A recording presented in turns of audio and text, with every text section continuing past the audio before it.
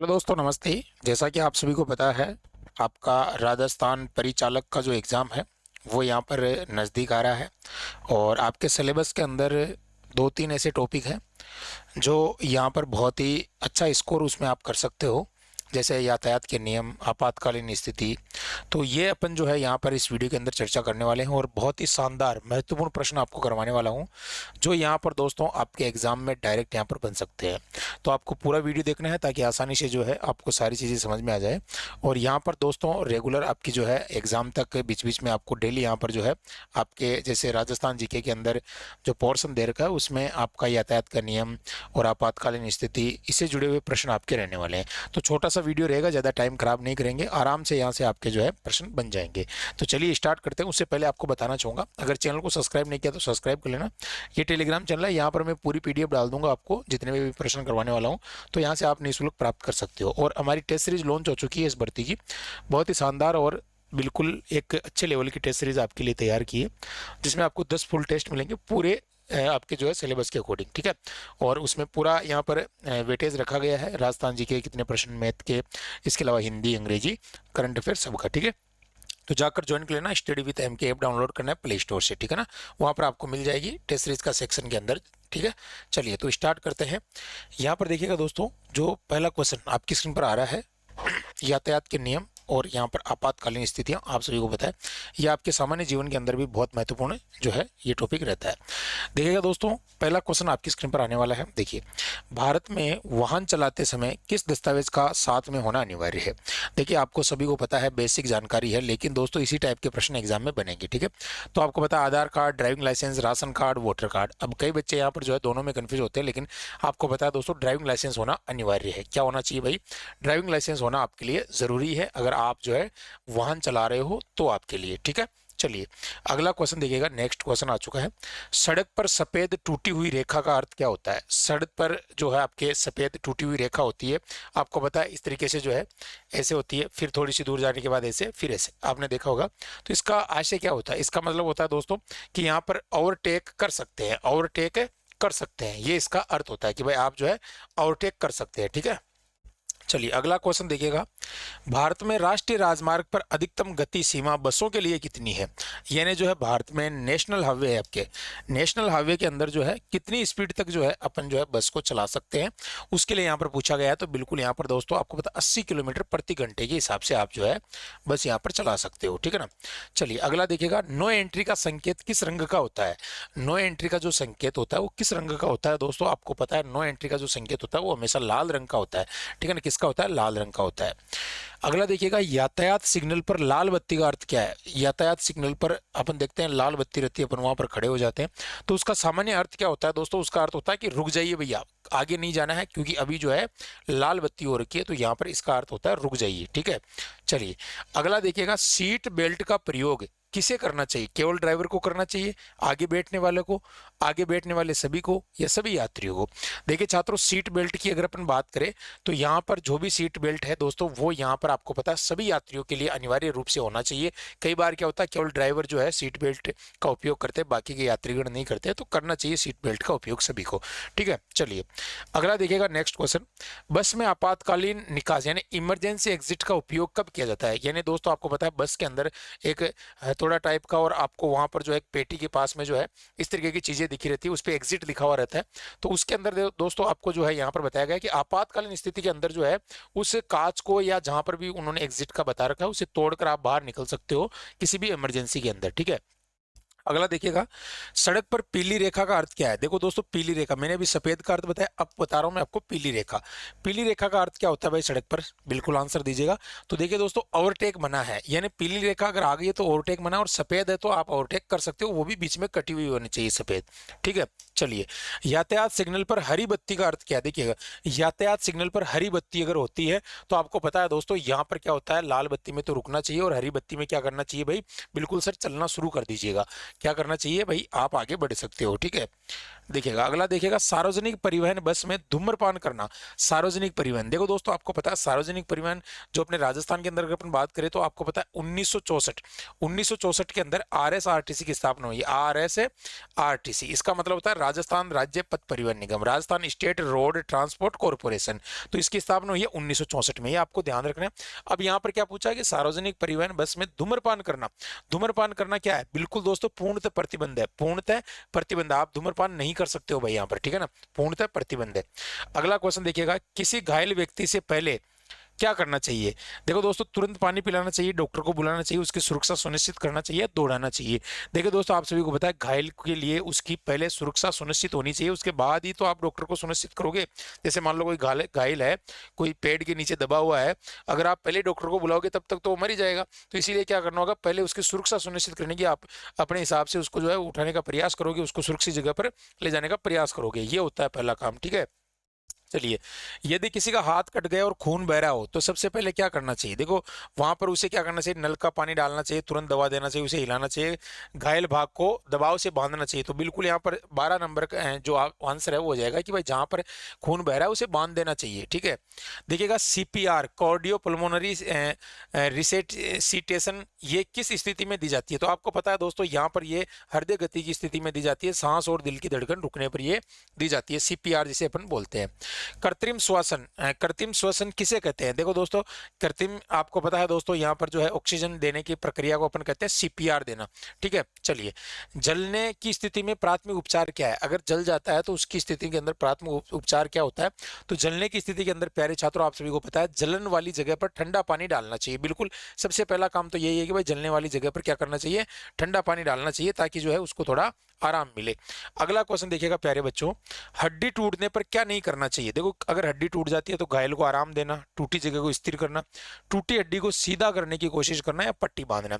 देखिए छात्रों आपको पता है अगर हड्डी टूट जाती है तो यहाँ पर दोस्तों क्या नहीं करना चाहिए, ये पूछा आपसे। तो टूटी हड्डी को सीधा करने की कोशिश बिल्कुल भी नहीं करना चाहिए भैया, नहीं तो वो सीधा करेगा तो वो टूट जाएगी। ठीक है ना, तो टूटी हड्डी को कभी सीधा करने का प्रयास ना करे।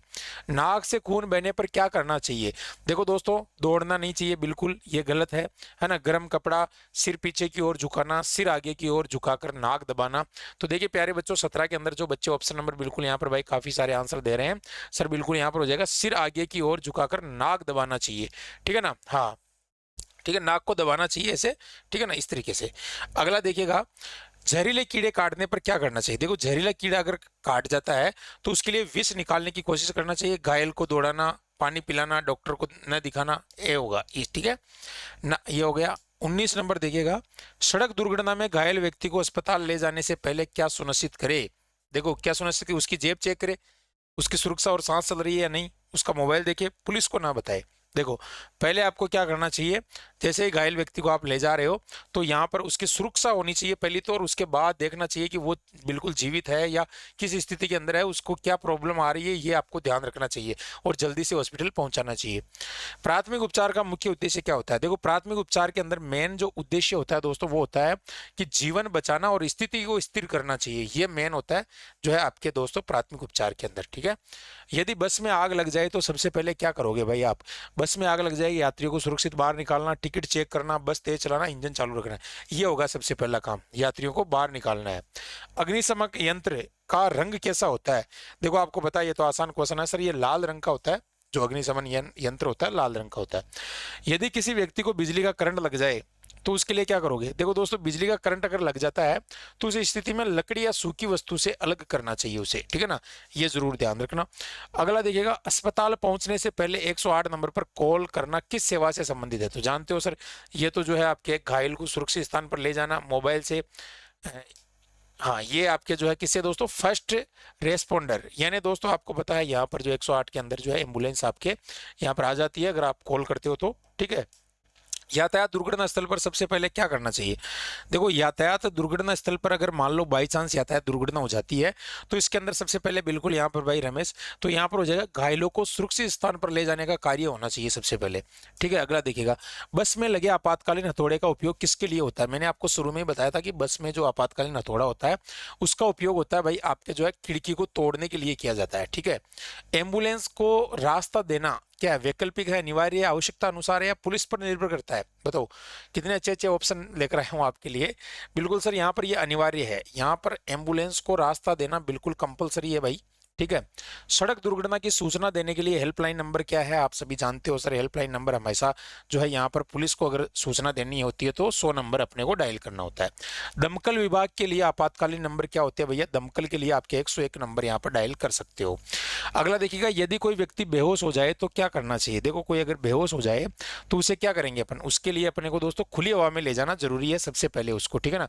अगर कोई बेहोश हो जाता है तो खुली हवा में ले जाना अनिवार्य है भाई, ठीक है ना, क्योंकि वहां पर दिक्कत रहती है। बस में दुर्घटना होने पर परिचालक की पहली जिम्मेदारी क्या होती है। देखो दोस्तों, बस में अगर दुर्घटना हो जाती है तो परिचालक एज आप कंडक्टर क्या करोगे, आप यात्रियों की सुरक्षा करना आपका जो है पहला काम होता है। फिर बाद की बात है टिकट वगैरह पुलिस पुलिस एक काम के नहीं है।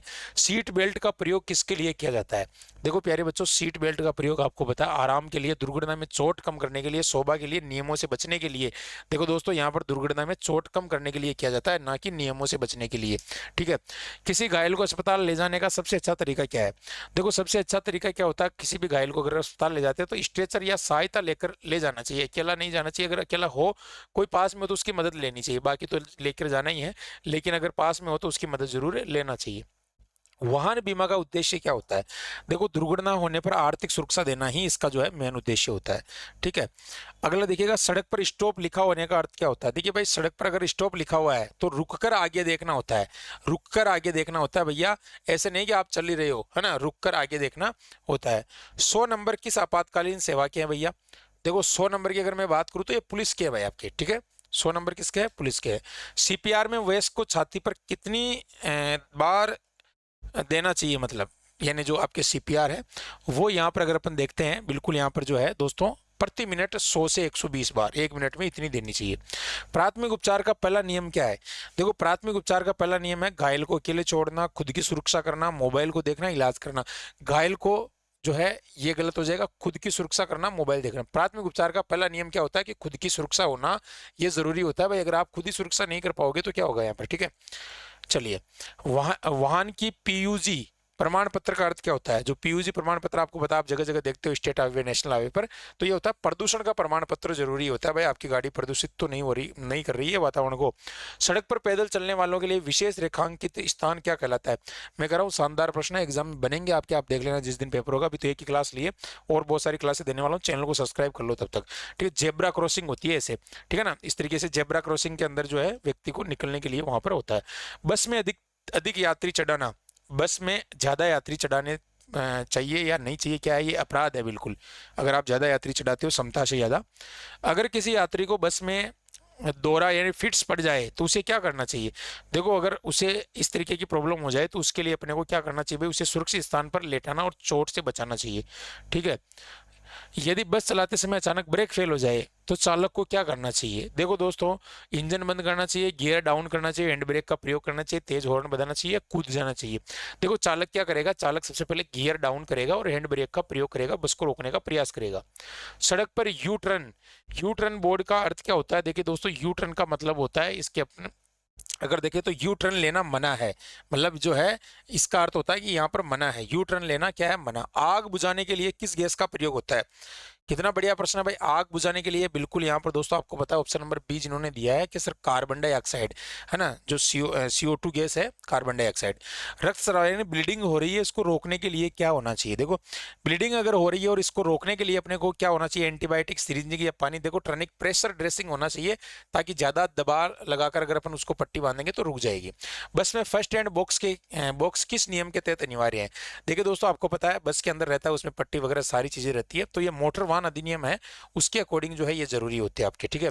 अगला देखिए, दुर्घटना होने पर गोल्डन आवर किसे कहते हैं। देखो दोस्तों, गोल्डन आवर होता है कि दुर्घटना के बाद पहला घंटा जिसमें उपचार मिलने से उसकी जान बचती है, उसे कहते हैं गोल्डन आवर। ठीक है। अगला देखिएगा दोस्तों, अगला क्वेश्चन है आपकी स्क्रीन पर, आपातकालीन स्थिति में यात्रियों को बाहर निकालने का सही तरीका क्या है। धक्का देकर, शांति और क्रमवार, भागदौड़ करके, खिड़की बंद करके। शांति और क्रमवार, है ना, मतलब जो ज्यादा घायल है उसको जल्दी इस तरीके से आप जो है बाहर निकाल सकते हो। तो प्यारे विद्यार्थियों, मैंने आपके लिए पूरी यहाँ पर जो है, अगर आप ये टेस्ट सीरीज भी ज्वाइन करना चाह रहे हो, कोर्स ज्वाइन करना चाह रहे हो, अभी भी समय है, बहुत अच्छे तरीके से आप इसमें देख सकते हो एक बार। और टेस्ट सीरीज के लिए जो है मैंने आपको बता दिया है, आप एप्लीकेशन पर जाइए, वहाँ पर बहुत अच्छा कंटेंट मिलेगा टेस्ट सीरीज के अंदर, और टेस्ट सीरीज आप जाकर ज्वाइन कर लीजिएगा, ठीक है ना। ये टेस्ट सीरीज है, अगर किसी ने ज्वाइन नहीं की है तो बिल्कुल बहुत ही शानदार, 149 रुपये में है, बहुत बढ़िया प्रश्न है, जाके जरूर ज्वाइन कीजिएगा। ऐप डाउनलोड कर लेना, और इसमें आपको बुक्स वगैरह भी यहाँ पर मिल जाएगी, बुक वगैरह। और बाकी अगर देखें तो यहाँ पर जो है ये ऐप है, इसको जैसे आप डाउनलोड करोगे प्ले स्टोर से, स्टडी विद एम के सर्च करोगे, ये लोगो आएगा अपना, उसके बाद आपको टेस्ट सीरीज वाले ऑप्शन में जाना है सीधा, वहाँ पर आपको दिख जाएगी, ठीक है ना। और कोई कोर्स वगैरह ज्वाइन करना चाह रहे हो तो लाइव कोर्स में दिख जाएगा, ठीक है दोस्तों। तो मिलते हैं नए सेशन में, आशा करता हूँ ये 50 क्वेश्चन बहुत ही फायदेमंद रहेंगे, और जस्ट नई क्लास भी लेकर आने वाला हूँ। और जो बच्चे अपने हाई कोर्ट ग्रुप डी की तैयारी कर रहे हैं उनके लिए भी बिल्कुल घोषणा करना चाह रहा हूँ, जल्दी क्लासेस शुरू होने वाली है आपकी हिंदी, और आपको पता है राजस्थान कला संस्कृति में आपको करवाने वाला हूँ, ठीक है। और आपका वीडियो का एग्जाम भी आ रहा है, रीट के लिए भी बहुत महत्वपूर्ण है राजस्थान कला संस्कृति। तो बिल्कुल 10th स्तर के लेवल की अपन करेंगे, उसमें से जो भी क्वेश्चन है सारे यहाँ पर लेकर चलेंगे, ठीक है दोस्तों। तो चैनल को सब्सक्राइब कर लीजिएगा। थैंक यू दोस्तों, धन्यवाद, जय हिंद।